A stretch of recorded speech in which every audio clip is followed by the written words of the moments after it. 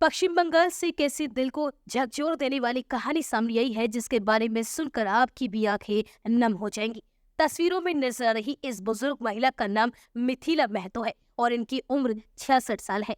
इनका ठिकाना पश्चिम बंगाल का पुरुलिया जिला है, लेकिन उनके रहने की जगह की बात करें तो आप सन रह जाएंगे। जहन में पहला सवाल यही उठेगा कि 2024 में हम किस भारत में रह रहे हैं, क्योंकि आज के इस युग में भी मिथिला महतो के पास रहने के लिए घर नहीं है और वह पिछले 1 साल से सरकार द्वारा बनाए गए शौचालय में रह रही है। 1 साल पहले भारी बारिश की वजह से उनका मिट्टी से बना घर ढह गया था। ऐसे में बुजुर्ग महिला के लिए स्वच्छता बनाए रखने के बजाय एक छोटे आश्रय की व्यवस्था करना ज्यादा चुनौतीपूर्ण हो गया। लिहाजा उन्होंने 4 गुणा 3 फीट के इस शौचालय के अंदर रहना बेहतर समझा। दरअसल मिथिला महतो पुरुलिया के दुर्गु ग्राम पंचायत के अंतर्गत आने वाले सुदरांडी गांव की रहने वाली हैं। उनके पति का कई साल पहले निधन हो चुका है और उनकी दोनों बेटियों की शादी हो गई और वो अपने ससुराल चली गई। तब से मिथिला महतो अकेली ही रहती हैं। मिथिला महतो के पास मिट्टी से बना एक उनका छोटा सा घर था, लेकिन पिछले साल भारी बारिश की वजह से वो ढह गया।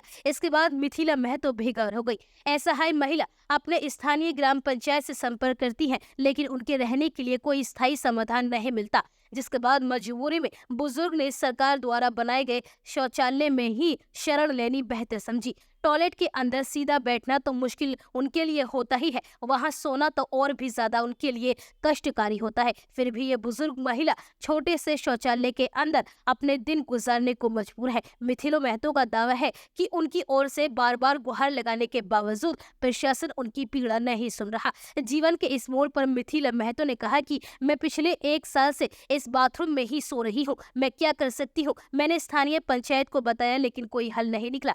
स्थानीय पंचायत प्रधान चंद्रमौनी कोरनोडो से जब इस असहाय महिला के बारे में बात की गई तो वह आश्चर्यचकित रह गई। उन्होंने कहा कि मुझे इस घटना की जानकारी नहीं थी, किसी ने भी मुझे उनके बारे में नहीं बताया। मुझे याद नहीं आ रहा है कि उन्होंने मुझसे घर के लिए अनुरोध किया था या नहीं। वहीं पुरुलिया जिला परिषद प्रमुख निवेदिता महतो ने कहा कि मुझे कुछ दिन पहले इस घटना के बारे में पता चला और जैसे ही मुझे जानकारी हुई मैंने उनके लिए एक तंबू की व्यवस्था की। हम फिलहाल उनके लिए घर की व्यवस्था नहीं कर सकते हैं।